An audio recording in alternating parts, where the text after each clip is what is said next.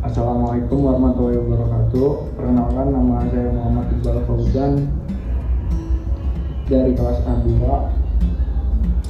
Saya di sini ingin membahas hasil PPT yang kami buat dari kelompok 3, yaitu tentang tugas statistik industri.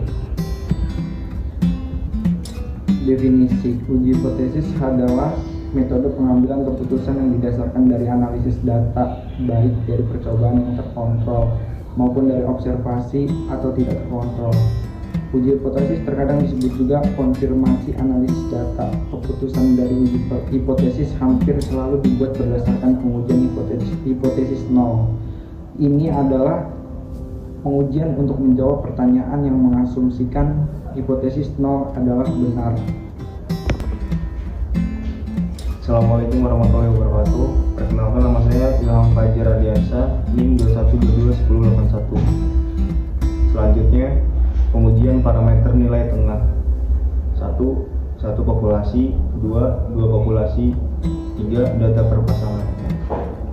Pengujian nilai tengah dilakukan agar kita dapat mengambil kesimpulan atau keputusan secara tepat terhadap hipotesis yang akan diuji. K0 dan hipotesis alternatifnya H1. A.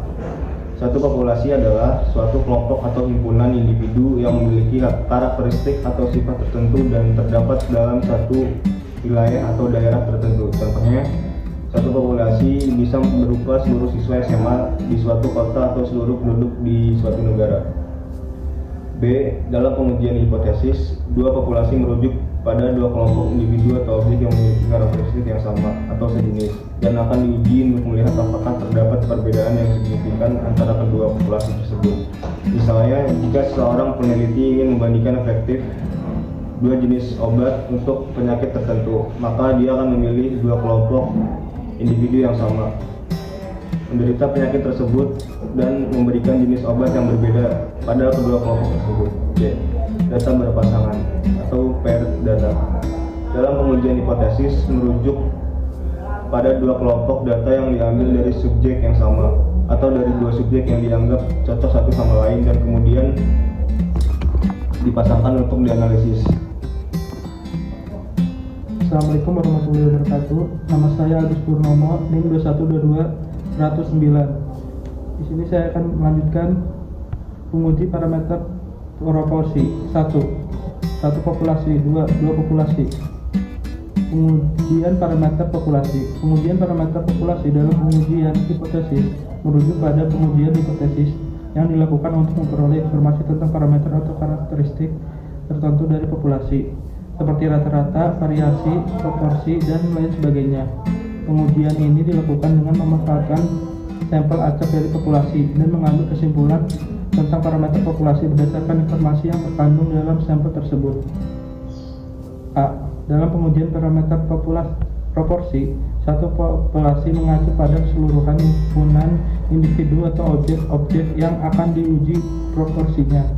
Populasi ini harus jelas dan terdefinisi dengan baik sebelum pengujian dimulai. Contoh dari satu populasi dalam pengujian parameter proporsi adalah seluruh populasi mahasiswa di sebuah perguruan tinggi tertentu. Assalamualaikum warahmatullahi wabarakatuh.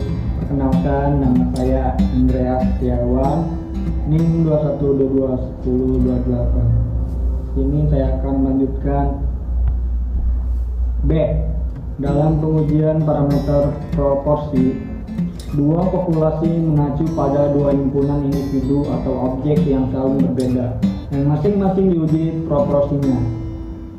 Pengujian parameter proporsi yang melibatkan dua populasi bertujuan untuk membandingkan proporsi antara kedua populasi tersebut.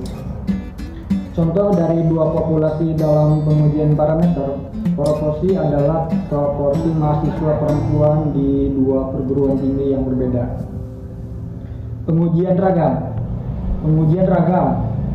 variance testing adalah salah satu jenis pengujian hipotesis statistik yang digunakan untuk menguji apakah ragam atau varian suatu populasi sama dengan atau berbeda dari nilai yang telah ditentukan sebelumnya.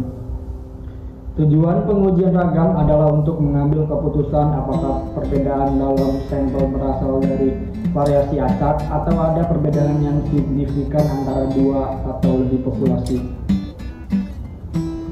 Studi kasus. Pengaruh kualitas pelayanan, kepedulian, dan kinerja karyawan terhadap kepuasan pelanggan menggunakan metode structural equation modeling. Rumusan masalah. Berdasarkan data belakang di atas, maka rumusan masalah yang dikaji dalam penelitian ini adalah 1. Bagaimana pengaruh kualitas pelayanan terhadap kepuasan pelanggan? 2. Bagaimana pengaruh kepedulian karyawan terhadap kepuasan pelanggan? 3. Bagaimana pengaruh kinerja karyawan terhadap kepuasan pelanggan? Assalamualaikum warahmatullahi wabarakatuh. Saya Dias Ardian ingin melanjutkan presentasi metode penelitian. Pada penelitian ini, peneliti menggunakan pemodelan structural equation modeling atau disingkat dengan SEM. Dalam pengujian hipotesis, dengan pertimbangan SEM memiliki kemampuan untuk menghubungkan measurement model dengan struktural model secara simultan dan efisien jika dibandingkan dengan teknik multivariat lainnya. Hasil dari penelitian yang dilakukan diketahui bahwa variabel kepedulian karyawan memiliki pengaruh yang positif terhadap kepuasan pelanggan dengan nilai muatan loading factor sebesar 0,33 dan pengaruh ini pun dibuktikan oleh nilai antara kepedulian karyawan terhadap kepuasan anggota sebesar 2,50 yang menunjukkan bahwa di antara kedua variabel laten ini terjadi korelasi yang positif. Indikator KEP 8 atau karyawan bersedia membantu tanpa diminta pelanggan, dan KEP 9 karyawan berkomunikasi dengan bahasa santun ketika melayani pelanggan, merupakan indikator dengan nilai muatan faktor tertinggi 0,79 dan 0,87. Sekian dari saya. Terima kasih. Wassalamualaikum warahmatullahi wabarakatuh.